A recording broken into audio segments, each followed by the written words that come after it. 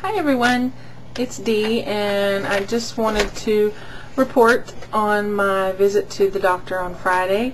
I finally had my one-on-one consultation, which I've been waiting for almost a month for, so I was really excited.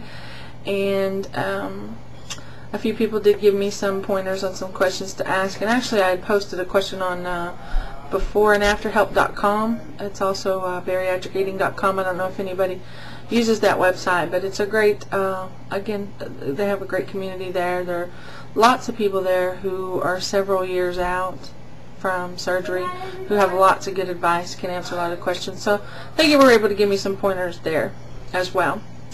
Anyway, I just wanted to kind of give a rundown of how the consult went for any other pre-ops out there who have not had theirs yet, so that you can kind of know what to expect.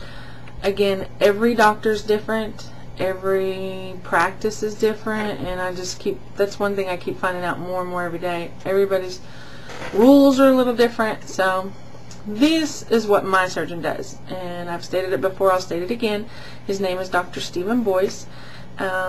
He practices in Knoxville, Tennessee, and his practice is actually a Center of Excellence practice, which means he has a high seal of approval, and he is a member of the ABS, American Bariatric Association. I think that's what that stands for.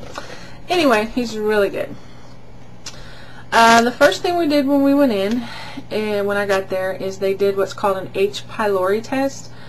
And for those of you who don't know what that is, it basically is a test to determine if you have bacteria in your stomach lining or in your gastrointestinal tract, in your intestines. And if you do, then they start you on antibiotics to try and help clear that up. Basically, it's a real simple test. You breathe into a bag similar to a little miniature, looks like kind of like a little whoopee cushion. You take a deep breath, hold to the count of 5, and breathe into this little whoopee cushion looking bag to blow it up, and they seal it up. And then they have you drink a little, maybe a quarter cup, half a cup of this stuff. It tastes like lemonade, really. It tasted really good. You drink that down, and 15 minutes later, again, they have you hold your breath, count to 5, and breathe into another little whoopee cushion type bag. And then they hook it up to this machine, and somehow or other it determines, I think if you have an elevated level of carbon dioxide in the second one, then that is a clue that you have this bacteria. Fortunately, I did not. So that's good. The other test that his nurse did before I actually met with the doctor, which I was really glad to have done because I didn't know it was going to, and I know April Dawn had said on one of her videos that it was really important to have the true test done, but it was a BMR test. It tests your basal metabolic rate, and you know, there's lots of calculators and things on the internet that'll determine that for you as well, but they're not, it's a real guess. Whereas this, they take your information, your age, your height, your weight, and plug it into this machine, but then they basically put this thing to pinch my nose off, and I breathed into this tube. I had to put this tube in my mouth and just sit there, just like I would as if I was watching TV or something, and just breathe in and out completely through my mouth, in and out of this tube. And I probably did that for about 15 minutes. And with that test plus the other information, my age, height, weight, etc., it was able to determine how many calories a day my body burns just to exist without doing anything else. And I believe, I've got my sheet here, what did mine say? Mine was 2,300.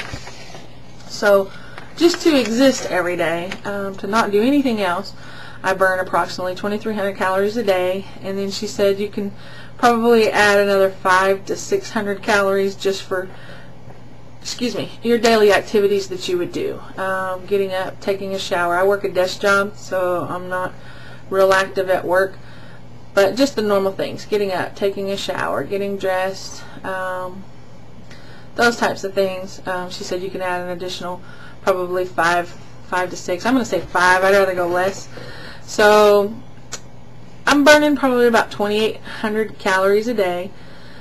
And based on that, it determines how many calories I should work towards eating. Actually, I'm sorry, lifestyle and activity, it was higher than that. It was between 600 and 700. So my total was right around 3,100 calories a day I burn. And in order to lose weight, I need to consume somewhere in between 1,800 and 2,300 calories a day. And that is for, that's where I'm at now. She said once I have the surgery, probably about 6 months after, maybe even 6 to 8 months after the surgery, she said they'll do the test again because everything's going to change. You know, obviously there's going to be a lot of weight loss. My activity level is going to go up. She said a lot of things are going to change, which is going to change your metabolic rate. So a long description about how that works, but that's where I'm at. And it was really cool to know that. The next thing I did was then went in to see the doctor. I waited for him to come in, and he's just wonderful. He's so nice. I had went in with a pretty long list of questions here. I've got 19 questions.